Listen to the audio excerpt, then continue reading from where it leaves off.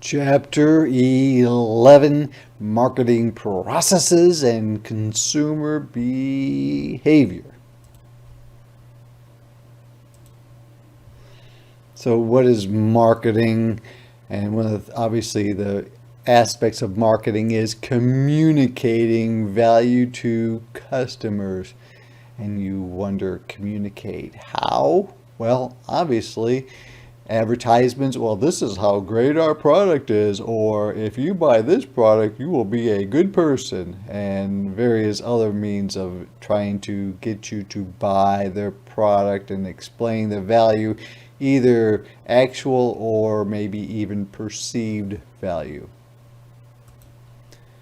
And they look at value as benefits over costs. So, in buying something to drink, for example, a soda, value should increase if the benefits increase. So, if this gets bigger, then the value becomes more. So, why might the benefits increase if you are buying something to drink as compared to buying that same drink another time? So, if you are very, very, very, very thirsty, then the value of a soda might be much greater in terms of the benefits as compared to you have plenty, you're at your parents' house and there's plenty of sodas around, and you can have one anytime. Well, the benefit may go down because you're somewhat saturated with soda, and it's always available, so you don't really appreciate it as much, so therefore the benefit perhaps may be less. Delivering value. So you look at information how a product can be used in new ways. Baking soda is an example of this. For years and years and years, it was strictly used in baking, and unfortunately, people's baking has diminished.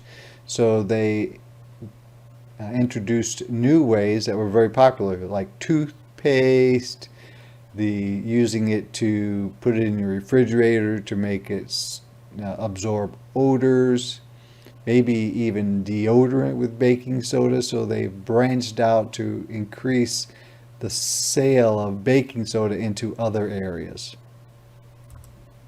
Of course, utility. So with relationship marketing, it's a marketing strategy that emphasizes building lasting relationships with customers and suppliers. So if I were to name a business where you would know that they would know you by sight, one example would be, for me, it would be my local pharmacist. It's a small pharmacy I go to, and they know me by sight. Sometimes you go to a bank, especially a smaller bank, and they say, "Oh yeah, I know who you are." Or you go to the dentist's office and they know who you are. So those are businesses that I can think of that would know me by sight.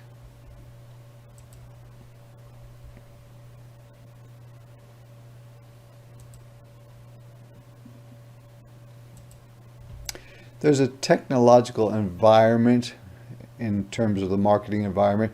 It's all the ways by which firms create value for their constituents. And is value always technological? The answer is no. Just in the last slide, there's that personal connection, like, well, I go to those people because they know me and they know what I want, and there's no technology involved. There's substitute products.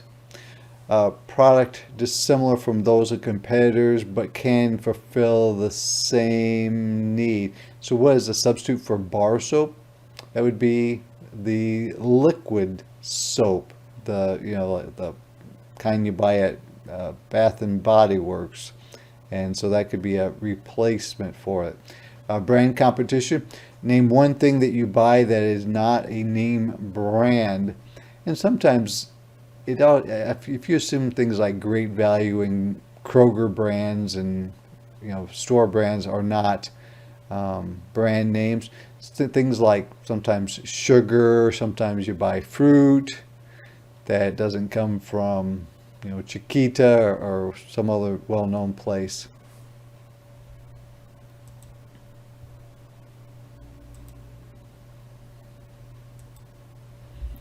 So the four P's of the marketing mix, and you'll get into this at some point in other courses, but of course, first one is product, the first P. But there's product differentiation, and you create a product feature or product image that differs from the existing to attract customers. And so you differentiate it, and sometimes it's just a matter of perception of being different. So for example, you might buy, you know that when you look at a regular Coca-Cola, it's in a red can. And you know that if it's an Apple product, it has that little Apple symbol. The Nike is well known. So, shoes, you say, well, the Nike shoes are better than New Balance shoes, which is better than Adidas. And it may or may not be, especially by model, from model to model, but people say, well, I buy Nike because that's the product that I like. I have good history with them. And it may or may not be a better shoe depending on the brand and the different type of model. Again, pricing is the second P, place distribution, place is number 3, promotion number 4.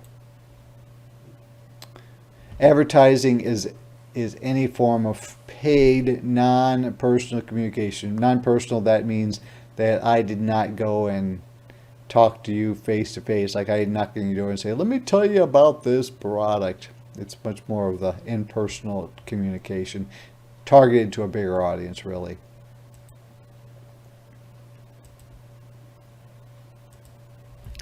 So target marketing and market segmentation. Target marketing, who is the primary target market of video games? And that would be, for the most part, younger people, and possibly even more predominant with younger males. Not necessarily that older people don't play video games or that older males don't play video games. It's just the big segment is probably that younger and probably male market. Market segmentation, it says what are two segments of the video game market.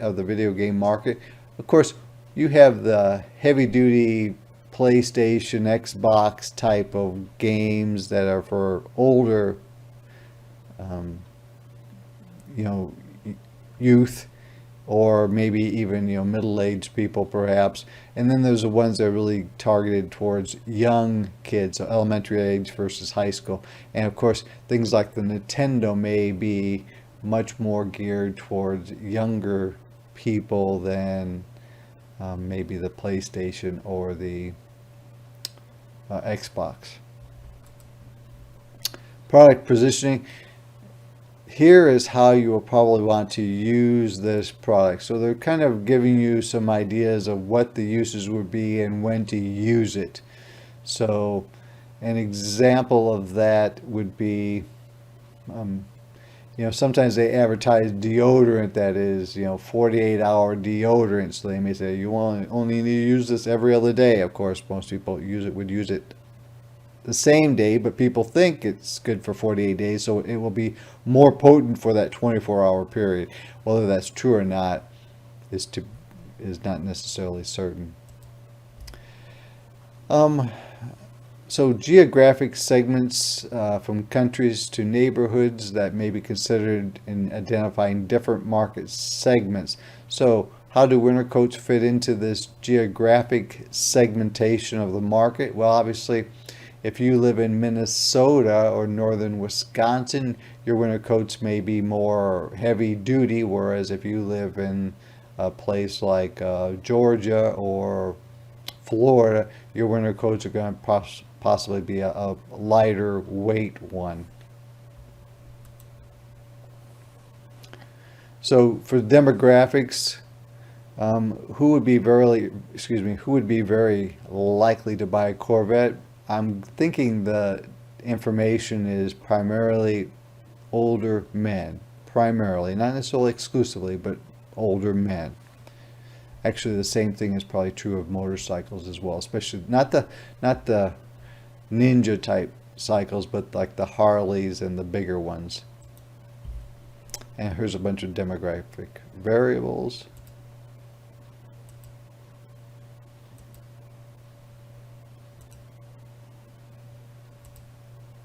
And again, this stuff is all in the notes.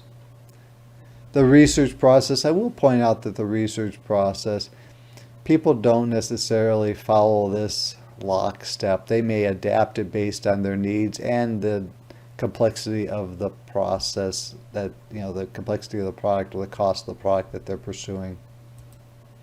Secondary data is data that's already available from previous research. A weakness of that is you don't always know whether or not they are following a rigorous like randomization, trying to get information from all the different people that are being targeted. So sometimes that's a problem, is that you don't really understand all the ins and outs of how the data was collected and or analyzed. So that's a weakness of it, or actually two of them. Surveys. There's this thing on Amazon called Mechanical Turk, and actually if you want to make a few extra bucks, you can go on there, and if you qualify for certain surveys, because let's say you're a male, or you're in college, or they have different sorts of criteria, that you can actually get paid for taking surveys. It's not a lot of money, but it's maybe just a little bit of spending money, so think about that.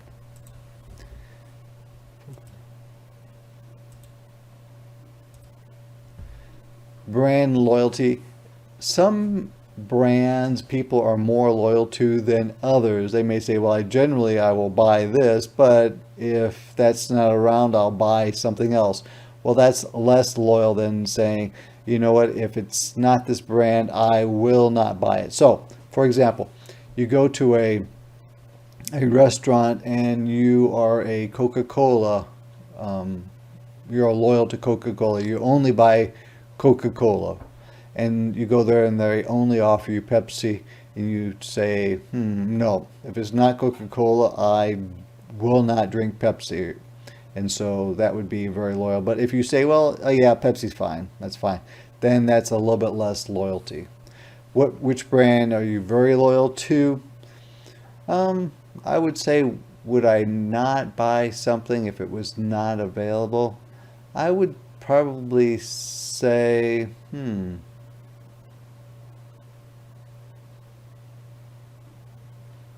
it's hard to find something that you would do without before that. I can't think of anything off the top of my head. Rational motives and reasons for purchasing a product that are based on a logical evaluation, and that's really researching the product before you buy, if you're inclined towards that. There's emotional motives. I have to have it versus a practical need for it. You see something, you think, I have to have this thing. I really want it. I don't really need it, but I really want it. Especially sometimes technology fits into that category. So the consumer buying process, do you use this process when? Yes, you tend to use this process whenever it is a much more cost intensive process. The product is more expensive.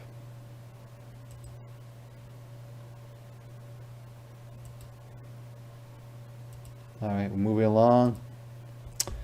And corporate blogs or comments or opinions published on the web by or for an organization to promote its activities. So who might follow corporate blogs?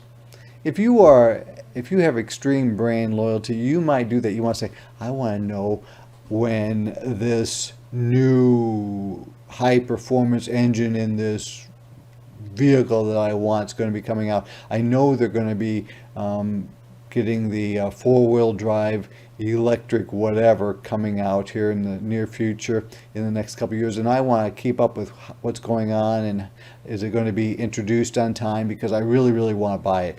And so you might follow a corporate blog based on something like that.